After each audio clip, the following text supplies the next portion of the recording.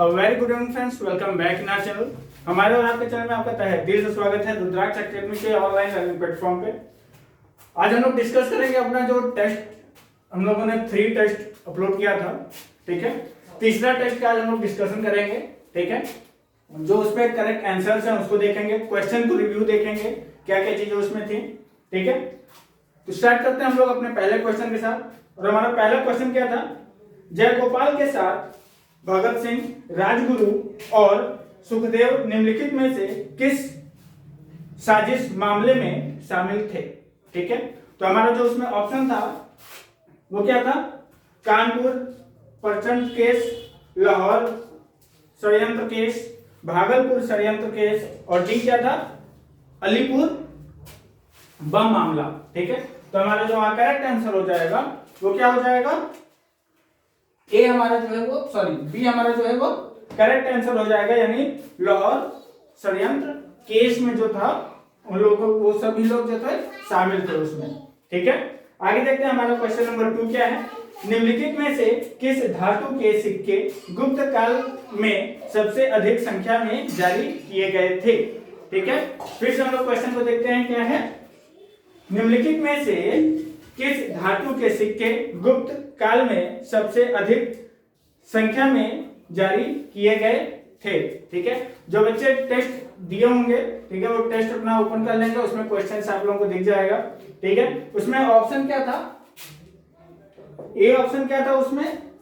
सोना, क्या था? सोना। बी क्या है? चांदी, ठीक है, क्या है? चांदी। सी है क्या?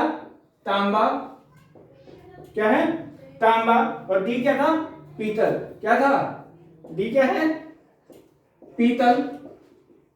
तो हमारा इसमें से करेक्ट ऑप्शन कौन सा हो जाएगा? ए, यानी सोना था। तो निम्नलिखित में से किस धातु का यूज होता था? तो वो क्या हो जाएगा? ए, यानी सोना का, ठीक है। आगे देखते हैं अपना क्वेश्चन नंबर 3 क्या है।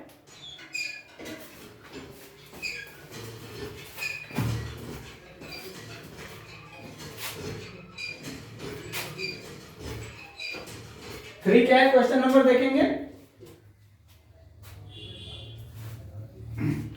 निम्नलिखित प्रसिद्ध मनीषियों में से किसका जन्म नाम गंगाधर चट्टोपाध्याय था, ठीक है। फिर से देखेंगे क्वेश्चन क्या है। निम्नलिखित प्रसिद्ध मनीषियों में से किसका जन्म नाम गंगाधर चट्टोपाध्याय था, ठीक है। इसमें क्या है? हमारे आंसर क्या हो जाएगा? 3 का बी हमारा जो है वो करेक्ट आंसर हो जाएगा, यानी रामकृष्ण परमहंस, ठीक है। आगे देखते हैं अपना क्वेश्चन नंबर 3 क्या है। निम्नलिखित में से किस तारीख को दूसरा गोलमेज सम्मेलन आयोजित किया गया था, ठीक है।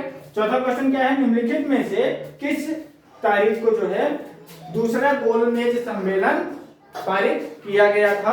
तो हमारा चौथे का जो आंसर हो जाएगा वो क्या हो जाएगा? सी। तो कब हुआ था? हम लोग यहां से केवल क्वेश्चन नंबर और क्या आंसर लिखे हुए चलेंगे, ठीक है। इसको ध्यान दीजिएगा। क्वेश्चन आप लोग जो टेस्ट सीरीज अपलोड हुआ है वहां से आप लोग देख लेंगे तो क्या क्वेश्चन है, तो और मैं यहां से आपको मौखिक रूप से बताता चलूंगा क्वेश्चन, ठीक है। तो चौथा क्वेश्चन फिर से देखते हैं क्या है। निम्नलिखित में से किस तारीख को दूसरा गोलमेज सम्मेलन आयोजित किया गया था? तो हमारे फोर्थ का आंसर हो जाएगा क्या? सी। तो कब हुआ था? 7 सितंबर 1931 को हुआ था, ठीक है। कब हुआ था? 7 सितंबर 1931 को हुआ था, ठीक है। पांचवा देखते हैं क्वेश्चन क्या है अपने पास। 1939 के प्रसिद्ध त्रिपुरी अधिवेशन में भारतीय राष्ट्रीय कांग्रेस अध्यक्ष किसे चुना गया, ठीक है। क्वेश्चन फिर से देखेंगे क्या है। 1939 के प्रसिद्ध त्रिपुरी अधिवेशन में भारतीय राष्ट्रीय कांग्रेस के अध्यक्ष के रूप में किसे चुना गया था? तो हमारा जो फिफ्थ का आंसर हो जाएगा वो क्या हो जाएगा? सी, यानी सुभाष चंद्र बोस जी को चुना गया था। किसे चुना गया था? सुभाष चंद्र बोस जी को चुना गया था।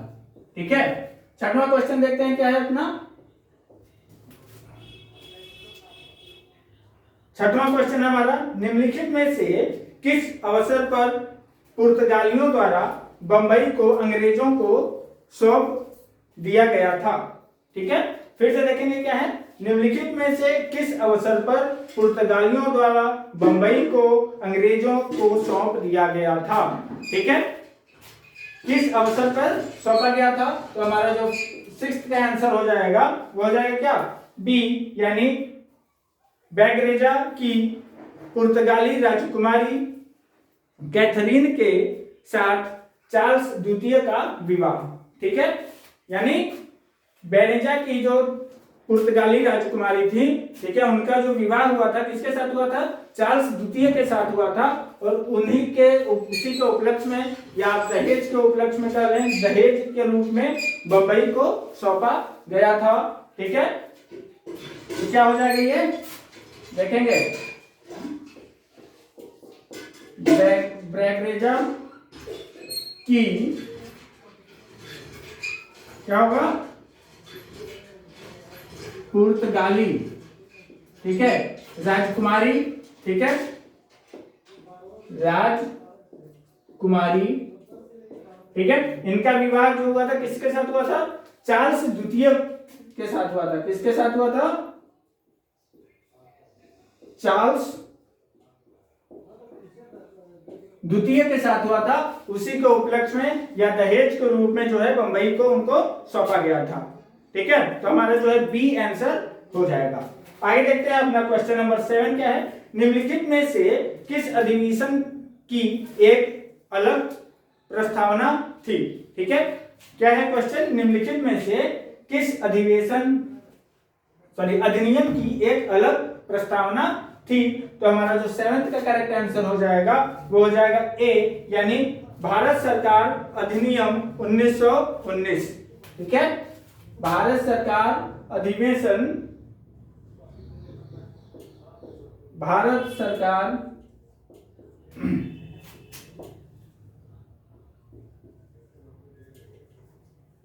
क्या था, अधिवेशन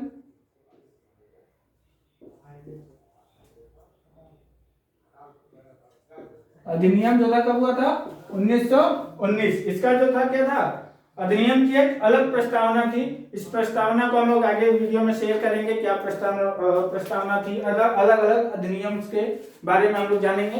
ठीक है, आगे देखते हैं अपना क्वेश्चन नंबर 8 क्या था, भारत में पहली बार IAS परीक्षा किस वर्ष आयोजित हुई थी। ठीक है, भारत में पहली बार IAS परीक्षा जो था वो किस वर्ष आयोजित की गई थी। तो हमारा जो करेक्ट आंसर हो जाएगा 8 का वो हो जाएगा क्या, बी, यानी क्वेश्चन नंबर 8 का आंसर क्या है, बी, यानी जो पहली बार IAS की परीक्षा हुई थी वो कब हुई थी, 1950 में हुई थी। ठीक है, 1950 में हुई थी।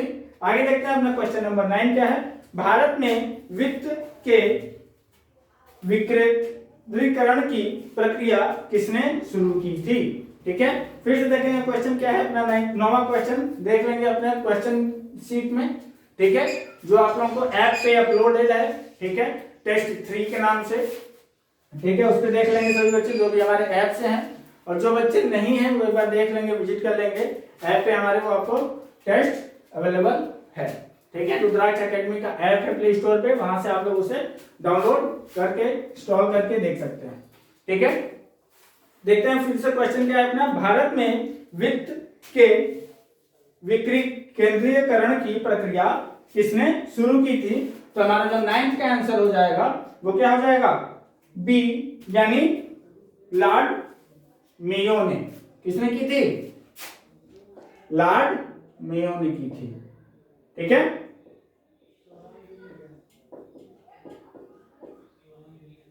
ठीक है, आगे देखते हैं अपना क्वेश्चन नंबर 10 क्या कह रहा है, नेताजी सुभाष चंद्र बोस ने स्वतंत्र भारत की अस्थायी सरकार की स्थापना कहां की थी।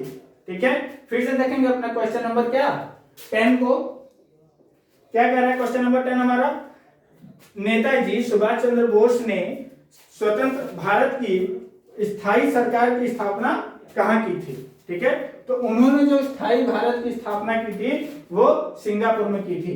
कहाँ की थी? सिंगापुर में की थी, सिंगापुर में की थी। ठीक है, ये हमारा जो है करेक्ट आंसर हो जाएगा। आगे देखते हैं 11वां क्वेश्चन क्या है अपना, ईस्ट इंडिया कंपनी के अंतिम गवर्नर जनरल कौन थे? ठीक है, ईस्ट इंडिया कंपनी के अंतिम गवर्नर जनरल कौन थे? तो हमारा जहां करेक्ट आंसर हो जाएगा वो हो जाएगा क्या? डी, यानी लॉर्ड कैनिंग थे। कौन थे? लॉर्ड कैनिंग थे। ठीक है, 12th क्वेश्चन अपने देखते हैं क्या है। 12th क्वेश्चन है हमारा, अखिल भारतीय किसान सभा की स्थापना 1936 में भारतीय राष्ट्रीय कांग्रेस के लखनऊ अधिवेशन में किसके द्वारा किया गया था? ठीक है, क्वेश्चन को एक बार फिर से हम लोग देखेंगे। अखिल भारतीय किसान सभा की स्थापना 1936। ठीक है, यहाँ पे क्वेश्चन में देखेंगे एक और क्वेश्चन इसमें छुपा हुआ है। ठीक है, क्या है? अखिल भारतीय किसान सभा की स्थापना कब हुई थी ये पूछा जा सकता है। तो वो कब हुई थी? 1936 में हुई थी। भारतीय राष्ट्रीय कांग्रेस ने लखनऊ अधिवेशन किसके द्वारा करवाया था? ठीक है, तो हम लोग ये जान गए कब हुई थी, 1936 में हुई थी और किसके द्वारा करवाया गया था। तो हमारा जो करेक्ट आंसर हो जाएगा वो क्या हो जाएगा, आपके सामने होगा क्वेश्चन पेपर, उसमें ऑप्शन दिए हुए होंगे। ए है एन.जी. रंगा, बी है सर जानंद सरस्वती, ठीक है, सी है E.M.S. नबूदरपाल, डी है 1 और 2 दोनों। तो हमारा जो यहाँ करेक्ट आंसर हो जाएगा वो हो जाएगा क्या, बी, यानी सहजानंद सरस्वती। ठीक है, क्या हो जाएगा, सहजानंद सरस्वती। ठीक है, क्या हो जाएगा, सरस्वती। ठीक है, आगे देखते हैं अपना क्वेश्चन नंबर 13 क्या है। क्या है, 1939 में कलकत्ता में इंडिया पार्टी बोल्शेविक की स्थापना किसने की? ठीक है, क्या है, किस पार्टी की स्थापना? इंडिया पार्टी बोल्शेविक की स्थापना किसने की? तो हमारा जो यहाँ करेक्ट आंसर हो जाएगा 13 का वो हो जाएगा क्या, ए, यानी N.D. मजमदार। ठीक है, किसने की थी? N.D. मजूमदार ने की थी। ठीक है, तो हमारा जो 13 का आंसर है वो क्या हो जाएगा, ए हो जाएगा। ठीक है, हमारा 13 का आंसर जो है ए हो जाएगा। आगे देखते हैं क्या है, स्वतंत्रता के बाद केंद्र में अंतरिम सरकार का गठन निम्नलिखित में से किस मिशन की सिफारिशों पर किया गया था? ठीक है, जो बच्चे YouTube पे देख रहे होंगे वो ऐप पे जाकर अपना क्वेश्चन देख लेंगे। ठीक है, बाकी जो ऐप पे है बच्चे वो एक बार देखेंगे ध्यान से। क्वेश्चन को फिर से हम लोग देखते हैं। स्वतंत्रता के बाद केंद्र में अंतरिम सरकार का गठन निम्नलिखित में से किस मिशन की सिफारिश पर किया गया था? तो हमारा जो यहाँ करेक्ट आंसर हो जाएगा 14 का वो क्या हो जाएगा, डी, यानी कैबिनेट मिशन की यात्रा के बाद। ठीक है, किस मिशन की यात्रा के बाद? कैबिनेट मिशन की यात्रा के बाद, यानी हमारा डी ऑप्शन जो है वो करेक्ट हो जाएगा। और डी ऑप्शन क्या है, कैबिनेट, क्या है, कैबिनेट मिशन, ठीक है, की यात्रा के बाद हुआ था। ठीक है, कैबिनेट मिशन की यात्रा के बाद हुआ था। तो हमारा 14 का आंसर जो है वो डी हो जाएगा। आगे देखते हैं 15वां क्वेश्चन हमारा क्या है, किस अधिनियम ने राज्य सचिवों द्वारा सिविल सेवाओं में नियुक्ति और पदों के आरक्षण को बंद कर दिया? ठीक है, क्या है, फिर से देखेंगे, किस अधिनियम ने राज्य सचिव द्वारा सिविल आयोग में नियुक्ति और पदों के आरक्षण को बंद कर दिया। तो वो देखेंगे क्या है ऑप्शन हमारा, बताइए तब तक क्या होगा इसका आंसर। तो हमारा 15 का जो आंसर हो जाएगा वो क्या हो जाएगा, भारत की स्वतंत्रता अधिनियम 1947 के अनुसार जो है ये पारित किया गया था। 15वें का क्वेश्चन आंसर क्या हो जाएगा हमारा,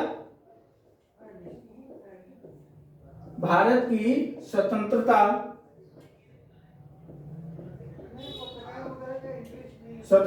अधिनियम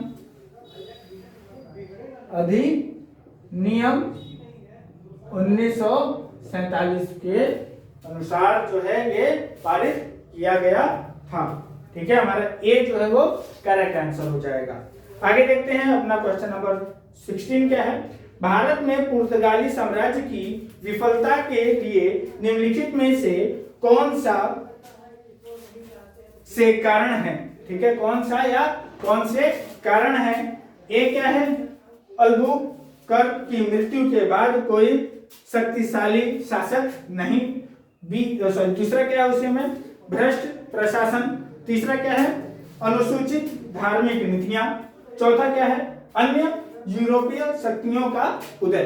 तो हमारा जो यहाँ करेक्ट आंसर हो जाएगा वो क्या हो जाएगा, डी हमारा जो है करेक्ट आंसर हो जाएगा। क्रमशः 1, 2 और 3 और 4 यानी सभी कारण थे। ठीक है, डी हमारा जो है यहाँ करेक्ट आंसर हो जाएगा, यानी 16 का डी हमारा जो है वो करेक्ट आंसर है। 17 का देखते हैं, हमारा 17वां क्वेश्चन क्या है, निम्नलिखित पुर्तगाली यात्रियों को उनके भारत अधिनियम के अनुसार कालानुक्रमिक रूप से व्यवस्थित करें। ठीक है, उनके कालानुसार यानी उनके कालक्रम अनुसार। ठीक है, कौन से काल में कौन से राजा थे या कौन सी व्यवस्था थी उसके अनुसार हमें बताना है। ठीक है, तो पहला क्या है, पेड्रो अल्वारेज कैबल। दूसरा क्या है, वास्को डिगामा। तीसरा क्या है, फ्रांसिस्को डी अम्बेरा। और चौथा क्या है, नीनो दा कुन्हा।